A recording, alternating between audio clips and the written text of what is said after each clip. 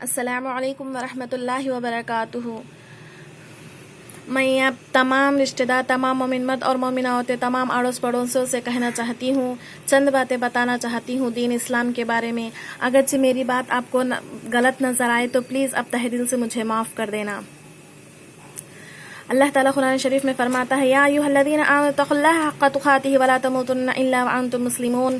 اے ایمان والو، اللہ تعالیٰ سے اتنا ڈرو جتنا اس سے ڈرنے کا حق ہے۔ دیکھو، مرتے دم تک مسلمان ہی رہنا اور اللہ تعالیٰ کی رسی کو سب مل کر مضبوطی سے تھام لو اور پھوٹ نہ ڈالو، اور خدا کی اس وقت کی نعمتوں کو یاد رکھو جب کہ تم ایک دوسرے کے دشمن تھے، اس نے تمہیں بھائی بھائی بنا دیا، اور جب تم آگ کے گڑھے کے کنارے پہنچ چکے تھے اس نے تمہیں بچا لیا۔ اور اللہ تعالیٰ اسی طرح اپنے نشانیاں کھول کھول کر بیان کرتا ہے تاکہ ہم سیدھی راہ پر آ سکیں۔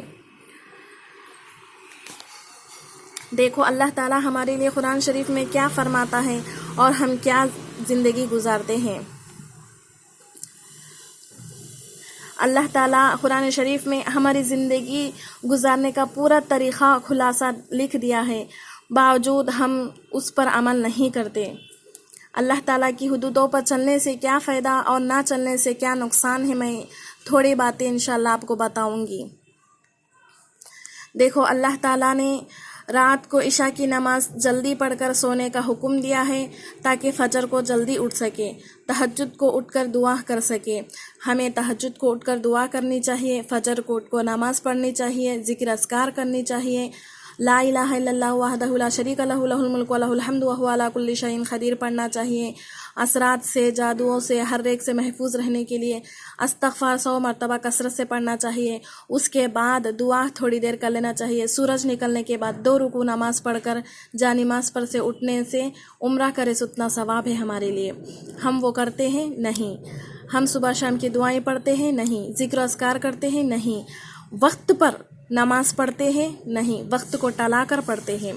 اور ہمارے اللہ کے فضل و کرم سے تمام مسلمانوں کے گھر مسجدوں کے قریب ہے۔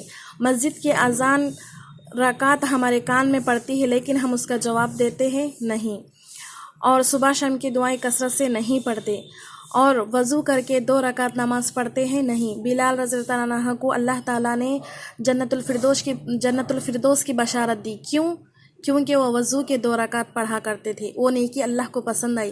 کیا ہم نہیں کر سکتے؟ کیا ہم اللہ کو راضی نہیں کر سکتے؟ کیا یہ نیکی ہم نہیں کر سکتے؟ اور دیکھو، دوسروں کو پیار و محبت سے بات نہیں کرتے، دلوں میں کینہ، کپٹ، حسد، بغض، نفرت، یہ سب ہمارے دلوں میں ہے۔ اس سے بات کرنے سے ہمارا دل صاف نہیں ہو جاتا، وہ سب کو ہم ہٹا کر بات کرنے سے ہمارا دل صاف ہوتا ہے۔ دیکھو، ایک شخص کو اللہ تعالیٰ جنت الفردوس کی بشارت دیا، کیونکہ وہ صحابی رات کو سوتے وقت اللہ سے رو کر دعا مانگتے تھے، گڑ گڑا کے دعا مانگتے تھے، اور دل میں کچھ تھوڑا سا بھی حسرت، بغض، نفرت، کینہ، کپٹ، کسی سے غصہ، یہ کچھ بھی نہیں رکھتے تھے، کسی کی غیبت بھی نہیں کرتے تھے، دل صاف کر کے دعا کر کے سو جاتے تھے۔ اس وجہ سے اللہ تعالیٰ نے انہیں جنت الفردوس کی بشارت دی۔ کیا ہم ویسے نہیں بن سکتے؟ بلال رضی اللہ عنہ کو کتنے تکالیف آئے، عثمان رضی اللہ عنہ کو کتنے تکالیف آئے، چٹائی میں لپیٹ کر دھواں دیتے تھے، ریت میں سلا دیتے تھے، نہ جانے کیسے کامیں کرتے تھے۔ اللہ اکبر۔ دیکھو ہم نیک کام کرنے سے، اللہ تعالیٰ کی طرف رجوع ہونے سے اللہ خود ہمیں ساتھ دیتا ہے، برے کام کرنے سے اللہ ہمیں ساتھ نہیں دیتا، شیطان کا ساتھ ہمیں ملتا ہے۔ کیا ہمیں شیطان کا ساتھ ضروری ہے؟ اللہ کا ساتھ ہونا ضروری ہے۔ جبکہ صحابہ تو سجدے میں سر جھکا کر اٹھانا پسند نہیں کرتے، ہم تو سجدے میں سر جھکانا ہی پسند نہیں کرتے۔ وہ اٹھانا پسند نہیں کرتے سجدے سے سر، ہم جھکانا پسند نہیں کرتے۔ دیکھو ان میں ہمارے میں کتنا فرق ہے۔ دیکھو، مسجدوں سے دل لگایا کرتے تھے، ہم مسجدوں سے دور ہیں، فجر کی نماز صحیح طریقے سے نہیں پڑھتے، وقت کو ٹلاتے، نہیں تو سو جاتے۔ اللہ تعالیٰ نے کیوں فجر کی پابندی لگائی ہے ہمارے اوپر؟ وہ نیند کو چھوڑ کر ہم نماز پڑھنے سے ہمیں کتنی نیکیاں ملنے والی ہے۔ کیا ہم وقت کو برباد نہیں کرتے ہیں؟ وقت کو اب تک کی زندگی میں بہت برباد کر چکے ہیں، آپ ہی نہیں، میں، سب مل کر بہت وقت کو برباد کر چکے ہیں۔ میں آپ سبھی لوگوں سے کہتی ہوں، التجا کرتی ہوں کہ اب بھی ہمارے پاس وقت ہے، اللہ کے بارگاہ میں ہم دعا کر سکیں۔ موت کا فرشتہ نظر آنے تک ہم اللہ سے رو کر دعا کریں گے تو انشاءاللہ ضرور ہماری دعا اللہ قبول کرے گا۔ اس کا مطلب یہ نہیں کہ موت کا فرشتہ ابھی نظر نہیں آیا اور ہمارے پاس وقت ہے، یہ مت سمجھے۔ موت کا فرشتہ کب نظر آئے گا اور کہاں نظر آئے گا اور کیسے نظر آئے گا، اس کا علم صرف اللہ ہی کو ہے۔ موت کا فرشتہ ہمیں نظر نہیں آئے گا۔ موت کا فرشتہ نظر آنے سے پہلے ہم اللہ کے بارگاہ میں رو کر دعا مانگیں گے، انشاءاللہ ضرور ہماری دعا اللہ قبول فرمائے گا۔ دیکھو، ہم ہر کام کے پہلے بسم اللہ، گھر سے باہر جاتے دعا پڑھتے، میں اتنا ہی کافی سمجھتی تھی لیکن ویسا نہیں ہے۔ دعا پڑھ کر پھر بسم اللہ بول کر پیر رکھنا چاہیے۔ بیت الخلاء میں جاتے دعا پڑھتے چلے جاتے، اتنا ہی کافی نہیں، پھر بسم اللہ کہہ کر داخل ہونا ہے۔ سوتے وقت ہم 3 مرتبہ بستر جھٹک کر دعا پڑھ کے لیٹ جاتے، ایسا نہیں، لیٹتے وقت بسم اللہ کہنا ضروری ہے۔ کچھ چیز ہم چولہے کے پاس کھلا چھوڑ دیتے، اس پر بسم اللہ کہہ کے ڈھکن ڈھانپنے سے نیکی ہے، ہم حفاظت سے بھی رہ سکتے ہیں۔ کچھ زہریلا جانور رہو، اچھا برا اس میں نہیں گر سکتا، ہم سیف رہ سکتے ہیں اور اس میں نیکی ہے۔ انما الاعمال بالنیات، بس ہمیں ہر کام کے پہلے نیت کا ٹھیک ہونا، درست ہونا چاہیے۔ نیت پہلے ہماری ٹھیک ہونا چاہیے۔ نیت ہماری ٹھیک ہوں گی تو ہر کام میں ہماری نیکی ملے گی۔ نیت ہی ہماری اچھی نہیں ہے، اچھی رہو یا نہ رہو، اصل نیت ہی ہم نہیں کیے تو ہمیں وہ فائدہ مند نہیں ہوگا۔ ہم نیت کرنے سے ہمارا اعمال نامہ بڑھے گا۔ دیکھو، چھوٹی نیکی کو چھوٹی مت سمجھو۔ آپ صلی اللہ علیہ وسلم فرماتے ہیں صحابہ کرام کو چھوٹے چھوٹے لکڑیاں لے کر آ کر کوڑھا کر دو، تو صحابہ کرام چھوٹے لکڑیاں چن کر لے کر آ کر جما دیتے ہیں۔ بڑے کوڑے کے سامنے یہ چھوٹے چھوٹے لکڑیوں کا کوڑا اس سے بھی کئی زیادہ بڑھ جاتا ہے۔ دیکھو، چھوٹی نیکی کو چھوٹی مت سمجھو۔ آپ صلی اللہ علیہ وسلم بتا کر، ان لوگوں کے ہاتھ سے کرا کر، مثال دکھا کر فرمائے تھے تاکہ ذہن میں بیٹھے اور نیکی اچھے طریقے سے کر سکے۔ اسی طرح ہمیں بھی اپنانا چاہیے۔ چھوٹی نیکی کو چھوٹی مت سمجھو، موٹی کو موٹی مت سمجھو۔ کسی کو ہم نام رکھنے سے بچنا چاہیے۔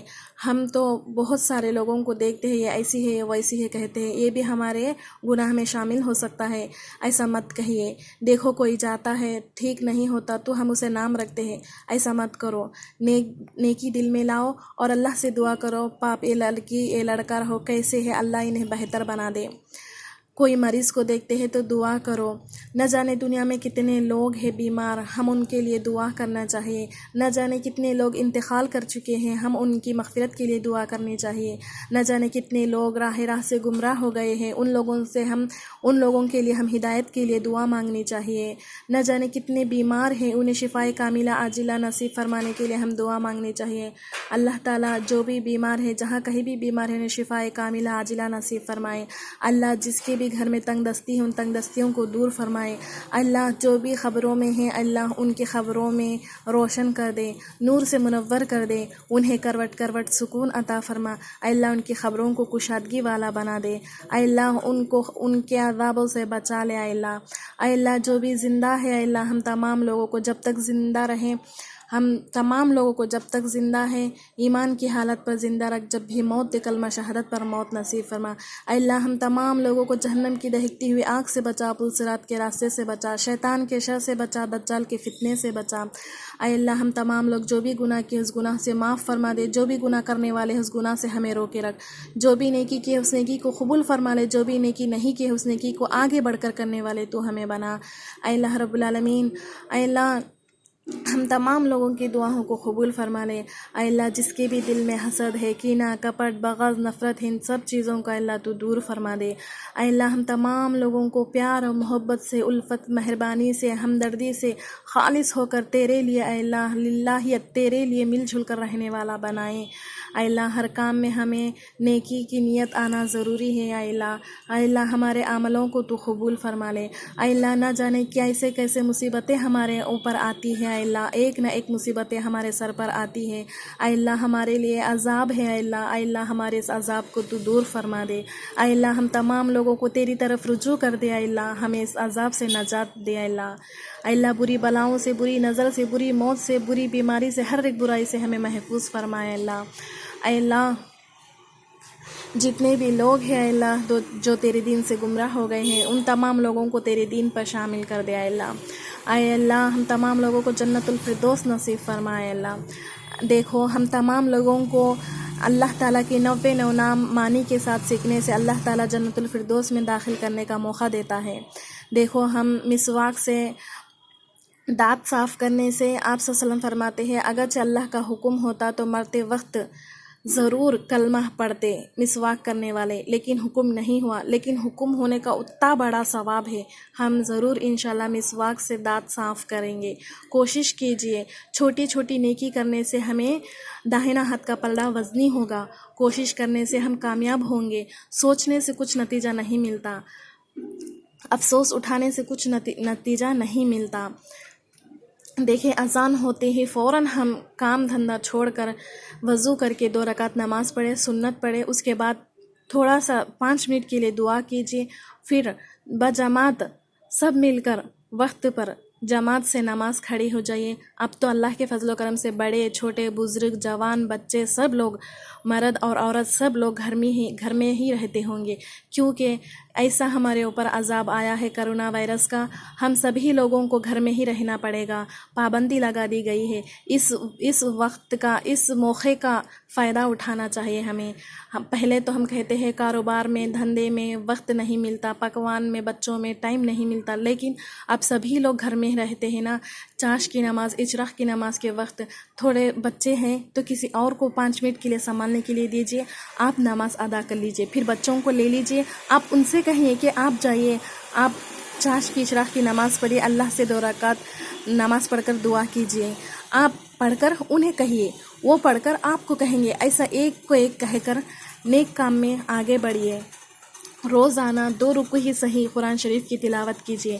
دیکھو بچے بھی گھر میں ہی ہوں گے، قرآن شریف، اردو، دعائیں، ذکر اذکار بچوں کو سکھائیے، نیک تربیت تعلیم دیجیے۔ دیکھو بڑوں بزرگوں کی، بچوں کی، جوانوں کی، ہر ایک کی دعا لینا ہمارے لیے ضروری ہے۔ اللہ تعالیٰ ہم تمام لوگوں کے عملوں کو خوش کر دے۔ میں صرف اس لیے نہیں کہہ رہی ہوں تاکہ ناصرہ نے مجھے کتنی باتیں بتائی ہیں، ایسا کہی ویسا کہی، اچھا کہی برا کہی، یہ سب نہیں، میں صرف اس لیے کہہ رہی ہوں جب ہماری آنکھ بند ہو جائے تو کوئی ہمارا سہارا نہیں بنے گا، ہمارا عمل ہی ہمارا سہارا بنے گا۔ اس لیے میں آپ سبھی سے کہہ رہی ہوں ہمارا عمل ہمارا سہارا بنے گا۔ دنیا میں کچھ ہوا تو اللہ کے فضل و کرم سے کوئی نہ کوئی مدد کرنے کے لیے ضرور آئے گا، لیکن خبر میں مدد کرنے کے لیے کوئی بھی نہیں آئے گا سوائے ہمارے اعمال کے۔ اس لیے میں کہہ رہی ہوں چند دن کی زندگی میں آپ ترجیح مت دیجیے، وہ ہمیشہ کی زندگی رہنا پڑے گا، وہ کی زندگی کی آپ ترجیح دیجیے۔ میں یہ نہیں کہہ رہی ہوں کہ زندگی کو آپ کھانا پینا چھوڑ کر اللہ کے بارگاہ میں بیٹھ جائیں، آپ کھانا پینا سب، پہننا اوڑھنا، صاف ستھرا رہنا سب برابر ہے۔ میں یہ کہہ رہی ہوں ویسٹ باتیں، ہنسی مذاق، فونوں میں چیٹنگ کرنا، ویڈیوز بھیجنا، کپڑے پہننے کا، دیکھنے کا، ایسا ویسا، یہ ویسٹ چیزوں کے لیے میں کہہ رہی ہوں۔ صاف ستھرا رہنا اسلام میں جائز ہے، آپ صاف ستھرا رہیے، پاک صاف رہیں، دوسروں کو بھی پاک صاف رکھیں۔ اللہ تعالیٰ سے دعا ہے کہ اللہ تعالیٰ ہم سبھی کو نیک ہدایت بخشے۔ جبکہ صحابہ کرام میں مال دولت بہت سا ہوتا ہے لیکن وہ ترجیح نہیں دیتے، دین میں ترجیح دیتے تھے، خبر کے عذاب سے ڈرتے تھے، خبر کے اندھیرائی سے، خبر کے کیڑے مکڑوں سے، جہنم کی دہتی ہوئی آگ سے، پل صراط کے راستے سے، شیطان کے شر سے اور دجال کے فتنے سے ڈرتے تھے۔ وہ ان لوگوں کے لیے اس سے ڈرنے کے لیے دعا کرتے تھے، اس سے پناہ میں آنے کے لیے اللہ سے دعا کرتے تھے، اللہ کے بارگاہ میں رو کر گڑ گڑا کر دعا کرتے تھے۔ ہمیں بھی چاہیے کہ اللہ کے بارگاہ میں ہم بھی روئیں، گڑ گڑائیں، اللہ سے دعائیں مانگیں۔ وہ لوگ اتنا عمل کر کے بھی اللہ کے بارگاہ میں روتے تھے، دیکھو ہم کتنا عمل کرے ہیں، ہمارے زندگی میں کیا عمل ہمارے زندگی میں ہے۔ ان لوگوں کو تو جنت الفردوس کی بشارت مل چکی ہے، ہمارے تو بشارت کچھ نہیں ملی، پھر بھی ہماری دلا دیدی دیر کیوں ہے؟ کیوں ہمارے دل اتنے پتھر جیسے سخت بن گئے ہیں؟ ہم ایسے ہی رہیں گے نا تو ایک نہ ایک دن اللہ تعالیٰ ہمارے دلوں کو مہر مار دے گا، ہمارے دل میں زنگ پڑ جائے گا۔ ہم تو نمازیں پڑھتے ہیں لیکن سکون کی نماز نہیں پڑھتے، دل توجہ سے نہیں پڑھتے۔ ہمیں دل و توجہ سے نماز پڑھنی چاہیے۔